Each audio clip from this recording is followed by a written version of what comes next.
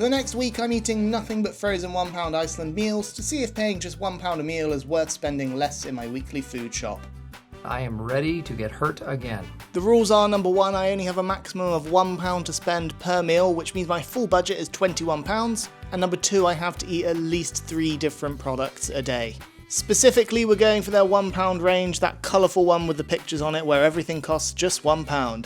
That means no Greggs sausage rolls, no other branded £1 pizzas, no, it's gotta be Iceland specific. I'm a married man now, which means I've got to start making responsible decisions in life. As always, I went shopping the day before so I could get up the following morning and have breakfast straight away. No need to shower, no need to get up really early to get to the shop to buy. No, I could just go straight into it. I think breakfast is going to be the hard thing. I don't think they do any like £1 breakfasts. Before I went shopping, I did have a little look online, and whilst there are plenty of £1 options, there's really not very many breakfast options. Don't really want to have lasagna for breakfast. Is it weird that I'm actually excited about this one? Now it's true, I have done a lot of budget challenges over the last year, do go check them out, but something about eating frozen ready meals for the next week was actually pretty appealing. The idea for this video stemmed from walking past Iceland and always having that big red and yellow £1 thrown in your face. It felt like a calling, so here we are. I'm only going to buy the first couple of days today. This is potentially the best for breakfast. As I thought, breakfast options were super limited, so I ended up just going for this bacon and cheese turnover. Best breakfast for 2 days, that. Yeah, I wasn't going to have 2 of these for breakfast. I am still watching my health a little bit whilst I do this challenge, but, you know, if I were to have 2, it did just still feel a little bit excessive. Speaking of watching my health, I did decide to weigh myself at the start of this week, just to see how things would go. Would I lose weight? Would I put it on? I genuinely have no idea at this point. You want your breakfast? Yeah? Yeah, you do. Day 1 was here and the challenge properly began. Looks alright to me. I tucked into my 50p turnover and oh my god, wow, genuinely fantastic. The pastry was flaky and tasty, the cheese was gooey and flavourful, and the amount of bacon bits in there was actually pretty generous. I was really happy. None of this is for you. If this is the quality I was going to be getting going forward in every single one of these meals, then I think we were going to have a really, really good week. In fact, it's not just me who really enjoys this range, but all of you too. When this range was released in 2023, it helped Iceland's profits climb 24% in that financial year, increasing their sales by 6.6%, which is really impressive. And the fact that even though the cost of living has gone up over the past couple of years, and this has remained a £1 range and not gone to a £1.50 or £2 range, here's looking at you Poundland, I think it's pretty much a miracle. For lunch, I had Chinese chicken and rice. I decided to use the microwave, even though microwaving food, in my humble opinion, isn't a valid cooking option. But I wasn't waiting 45 minutes when I could wait 10, I'm really not that patient. As far as I can tell, this picture is actually pretty accurate to what's inside, which is a nice surprise. Which was true, it did look fab. There were plenty of peas and carrots, which is great, as I was genuinely worried I wouldn't get any veg throughout the next week, so it was good to see these on my first full meal. I'm still not fully sold on frozen rice. I've had it a few times on this channel, and I'm not. And chicken does look a little bit anemic. That was the driest chicken I've ever had. However, this chicken and rice didn't compare to my turnover from this morning. Whole thing needed salt, which I wasn't allowed to add. I was having these as they came. So I just had to keep eating until it was all gone. Not bad. Yeah, but it wasn't good either. Now, a week on frozen ready meals probably isn't very good for you, and as I always say, I am not a nutritionist, so I will learn nothing from looking at the nutritional information on the box. So to counter any potential bad side effects, I'll be spinning, crossfitting, or walking the dog every single day. Sometimes all 3. So I hopped on for a quick 20 on the bike before finishing work and going to CrossFit. Probably burned off more than I've actually eaten today, calories wise. It's time for some frozen pasta. I've only had frozen pasta in the form of lasagna before, and I feel the whole concept of frozen pasta is a little bit off-putting. I was worried it was going to go really watery or just mushy, you know, not a very nice texture. So whilst I had my frozen spaghetti bolognese, my wife decided to rub it in by making her own one, which looks so much better than mine. Mine tasted really bland, but actually started growing on me the more I ate. Put it like this. I've eaten worse. And with day 1 done, I had eaten £2.50 worth of food and was in a calorie deficit by 39% of my recommended intake, which, don't worry, I'm happy about it, especially considering the honeymoon belly. Day 2 came and of course I started the day off with my bacon and cheese turnover. So good. And after a bit of Saturday morning nothing time, I had these crispy cheesy pancake things, which were pretty damn good actually. They were literally just crispy casings with a stupid amount of melty gooey cheese inside. Can't complain. Apparently the thing Iceland does best is frozen, beige, cheesy, gooey food. Following lunch, we went to the garden centre, which I forgot to film, but we bought this fella right here. So I would like you guys to leave a name for him in the comments, because all plants should have a name. And whatever name gets the most likes, that's what we're going to call him. We then took ourselves to go see the live action How to Train Your Dragon, which, as my favourite animated film of all time, had big boots to fill. Surprisingly, really, really good. I'd say it's one of the better live action adaptations of recent years, probably because it's not Disney. It was then time for the weekly food shop where I had to follow Carolina, who decided she'd rub it in my face and made me take her to M&S. But we then went to Iceland where I got the next few meals for the next few days. There's a surprising amount of variety in this range. Snacks, pastries, pizzas, full-on dinners, so I did know this challenge wouldn't be boring, and I chose my next set of meals. And for those of you who don't know, Iceland, not the country, although I'm sure the food is great there, is a grocery store here in the UK that focuses mainly on frozen food. Whilst it has a smaller range of non-frozen goods, mostly it's just aisles upon aisles of freezers, so it gets pretty cold in there. Anyway, I then had my dinner, which was this cottage pie. Carolina also had a ready meal from M&S, which was kind of similar to mine, but I have to say, Iceland actually outdid themselves here. I know. I'm just as shocked as you guys. I'm gonna say it, £1 for one of the best frozen cottage pies I've ever had. Yeah, the mash was great, the sauce had a good flavour, and there was a lot of it. The mash is really nice. This range is really surprising me, and it's currently just getting better and better. What is he doing? He's beginning to believe. Genuinely, this was actually really good. Delightful. So after day 2, I had eaten a total of £4.50 worth of food, and my total calorie intake of the day was at a 51.45% deficit, which all I can say is yeesh. I felt full though. Day 3 and breakfast this time was a bean and sausage pastry. Now we all know the best one of these is Greg's, right? It was good. Maybe not as sausage rich as Greg's, but it was still alright. Okay, I will say while this is good, it is mostly beans. There's not too much sausage in there, and the sausage is lost a little bit by the beans. So Greg's does stack up and win there in that regard, but it's still really tasty. I had an early lunch of these 2 vegetable quarter pounders, but sadly no buns or chips to have with them. Yet again, I'm having another beige cheesy thing. At least this one has some veg in it though. It is, however, crying out for some sauce or a bun or some fries. Just turning it into an actual burger, really. Lunch was early because I was off to my dad's for Father's Day. I'm off to my dad's for Father's Day. And I bought him these 2 lovely plants because he's got an insane garden and I thought it would be nice to add to it. He did invite me for dinner, which I had to turn down because obviously this challenge takes precedence, right? But I stayed for a spot of croquet, which I'd never played before, and I did not win. Coming home, I had my first frozen pizza of the challenge, and I chose this one because the label it held of Frozen Pizza Retailer of the Year at the UK Quality Food Awards 2024, which according to the Retail Times is given to those being recognised for exceptional quality standards and performance-driven sales within the frozen pizza sector. And I could see why, because this pizza was actually banging. My main gripe with it was, even though I did cook it by the package instructions, it was a little bit doughy on the base, just a little bit. But then you do have to think to yourself that this thing actually just cost £1 and, you know, all can then be forgiven. For £1, I'm happy here. Fair play, Iceland. I rounded off the weekend by continuing the final Harry Potter film with Carolina. We've been rewatching them all lately, and I noticed that Harry didn't actually use any spells in the first film, so I took it upon myself to make a list of all of the spells Harry uses throughout all 8 films. So without further ado, here's the video side note that nobody cares about. Film 1, 0 spells. Film 2, 4 spells. Film 3, 13. Film 4, 7. Yep. During the Wizarding Tournament. Film 5, 12. Film 6, 14. Film 7 Part 1, 27. Film 7 Part 2, 11. So, 88 spells throughout all 8 films. So at the end of day 3, my total amount eaten was £7 worth of food, and my total calorie intake of that day was at only a 21.35% deficit. But again, don't worry, I was full, but I suppose what I have learned is eating all of these different things isn't particularly nutritionally beneficial. Who'd have thought? I also want to stress to you before all of you start leaving me these really, worried about me comments that I know what I'm doing. I would be in a calorie deficit after that honeymoon and all the wedding and everything anyway if I wasn't doing this challenge, so it's fine.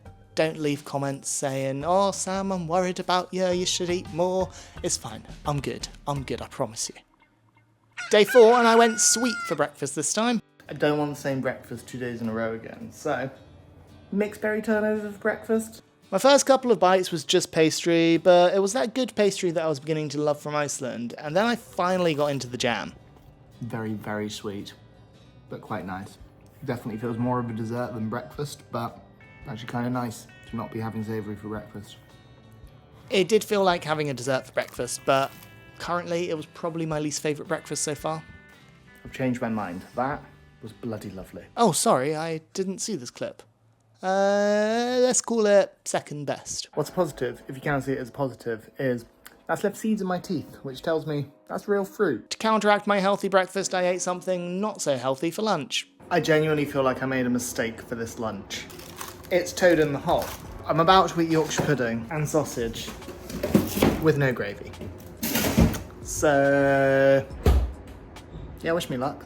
Toad in the hole. I don't know if Americans have it, but toad in the hole is just sausages and Yorkshire pudding. It's great when served with gravy, peas, potato, none of which I had. Looks weird. Let's see how much this rises by. Hasn't risen as much as I'd like.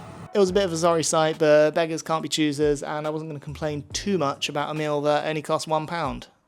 I think. The Yorkshire's actually not too bad.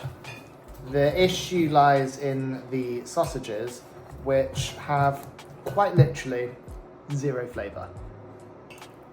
They taste of nothing. Bit of salt would be great. Most things in this range could be improved by a little bit of seasoning, a little bit of salt and a little bit of pepper. And I again know some of you in the comments are going to say, Sam, salt and pepper should be fair game. I say no, they shouldn't. With a ready meal, you expect it to be completely seasoned how the people who made it intended it to be. If it's not, then that's on them, not on me to change it. I'm eating these things completely as they come, as intended. I was back to work after the weekend, and that did mean that the next few days were probably going to be a little bit more uneventful in terms of advancing the story and things too much outside of me just eating food. So let's talk about my gut health. Yeesh, I was not expecting that. I genuinely thought I was fine up until this point. I don't know if it was the Yorkshire pudding or a combination of everything that I've eaten, but yeah, my gut wasn't having a good time. Start. I don't feel so good. So eating all of this not fresh food was clearly having a bit of a toll on the old insides. But that's not going to stop me seeing through this challenge, and so for dinner I had something that was going to be really good for my digestive system. Chicken curry with rice. I thought those were chips. Maybe not too good for me considering, but the rice looked better than the last time and the curry smelt like a korma and there was a good amount of sauce. I had hoped they'd redeem themselves with the chicken, but... Still dry. They need to learn how to do their chicken. But other than that... Sauce is actually tasty. It makes the rice less bland. Honestly, the worst part here is literally just the chicken. Sort of like a korma. More just like a generic curry flavour. But it's not bad. Not bad at all. A solid contender here nonetheless, and even though the chicken wasn't great... One of the better meals we've had so far. It had been a bit of a heavy day, so I jumped on the bike. Here we go again. Which makes now a good time to tell you that after day 4 I had eaten a total of £9.50 worth of food, and my calories today were at a 35.5% deficit. Day 5 was pretty uneventful for me as I had another busy day at work, but breakfast was another mixed berry turnover. Today I get jam in the very first bite. And I had my remaining cheese pancakes and sausage and bean pastry for lunch. Now, if you remember back to the rules, I only have a maximum of £1 to spend per meal, then this is allowed because each of these only cost 50p because it was half of the box, so it was still £1. Also, because it's pretty uneventful, now's probably a good time to say if you made it this far and you're not, you probably should subscribe. 55% of you currently aren't subscribed, so... buttons down there, folks. After taking Cleo to the vet for her annual checkup, You okay? I needed to do my final shop of the week, so I headed to get dinner and the next 2 days worth of food. Why am I still hungry after all of that?